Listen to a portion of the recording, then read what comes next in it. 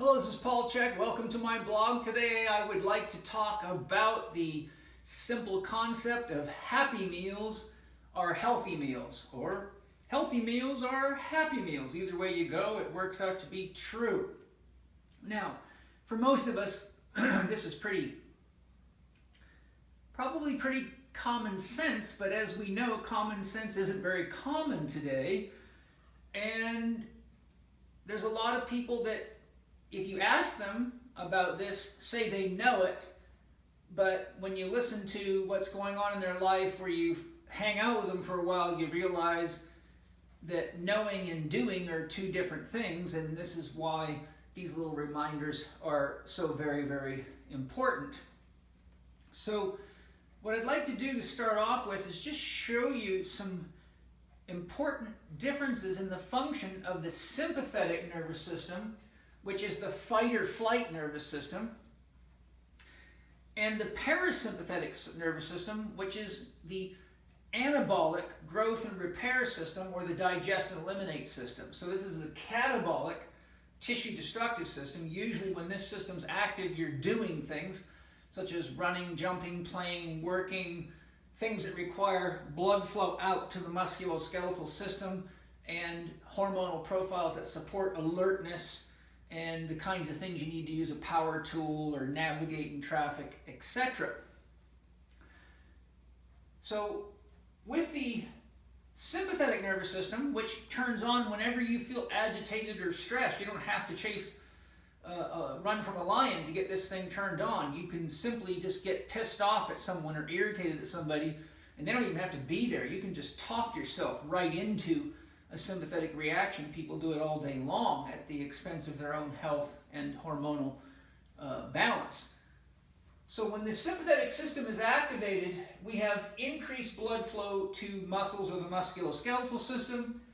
When the parasympathetic system is activated, we have increased blood flow to organs. When the sympathetic system is activated, we have decreased peristalsis, or the wave-like contractions that move food progressively from mouth to anus. But when the parasympathetic system is active, we have increased peristalsis, or you could say the inner factory of digestion, metabolism, assimilation, and elimination is active, or the dominant energy of the dominant function, whereas out here that's shut down to support fighting, flighting, playing, etc.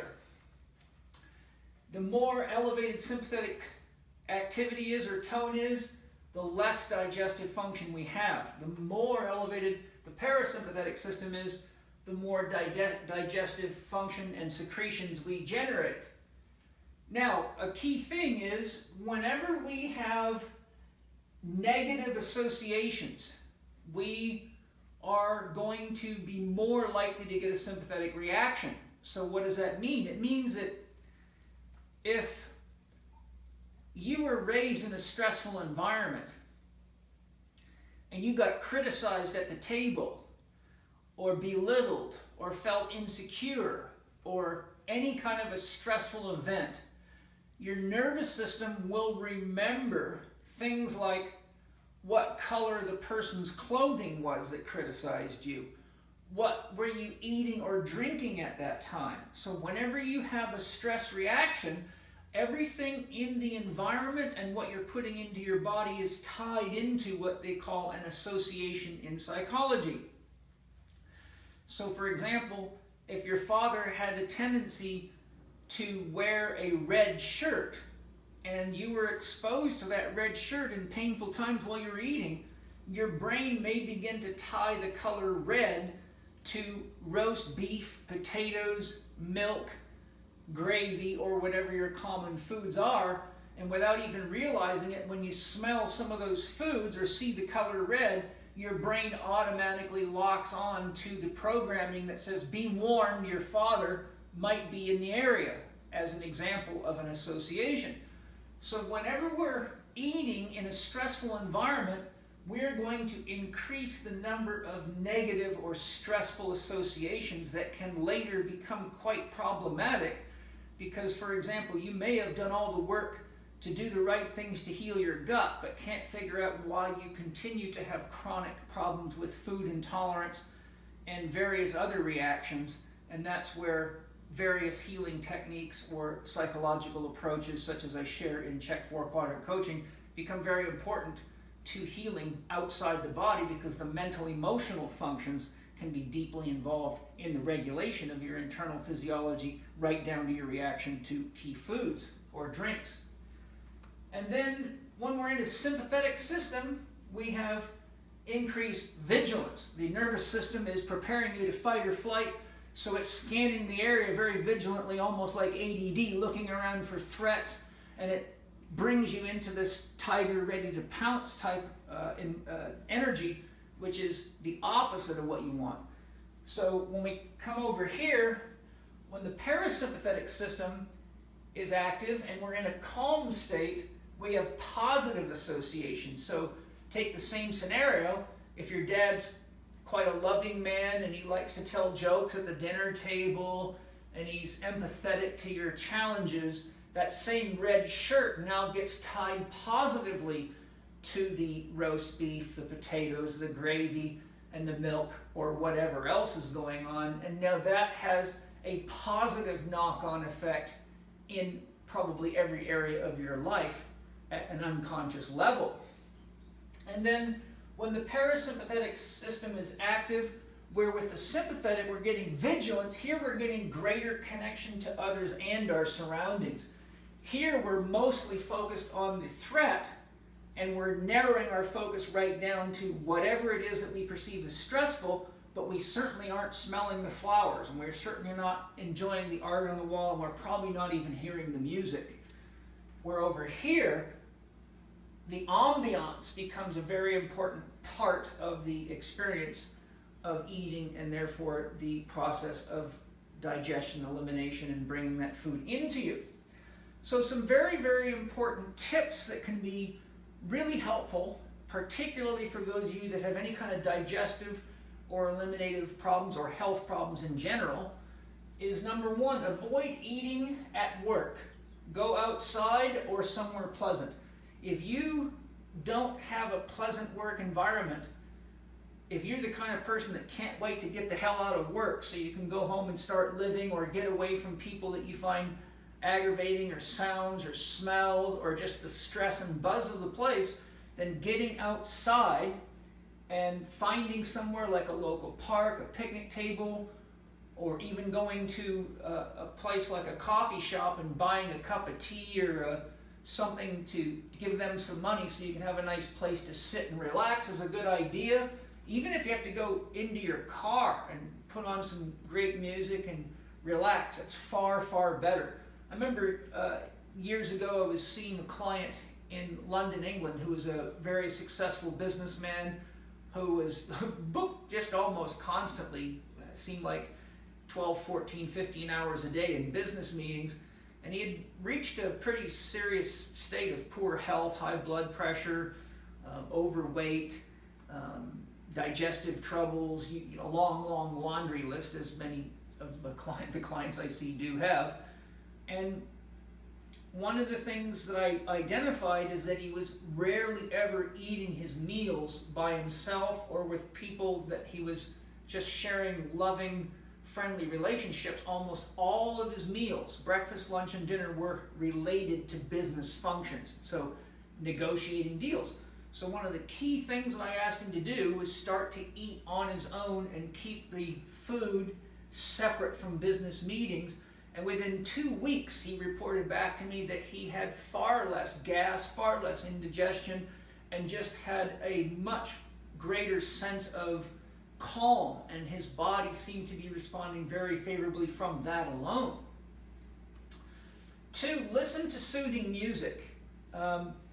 Music that's got a hard beat, the kind of music that a lot of people lift weights to, especially do high intensity exercises like CrossFit type programs and what I call ass kicker exercise programs, is really not the kind of music you want to listen to when you're eating. Any kind of metal or hard rap and things that are stressful to the nervous system of most sane and normal people. So listen to soothing music. If you want to increase the function of the parasympathetic nervous system, one of my suggestions would be get music like New Age music or nature sounds music that does not have a beat that you can drum to. You can't drum, for example, to the flow of water through a creek unless you impose a beat on it. So Stephen Halpern would be an example of that, if you want an author that comes right off the top of my head. But a lot of New Age and healing music is the kind of music that aids digestion.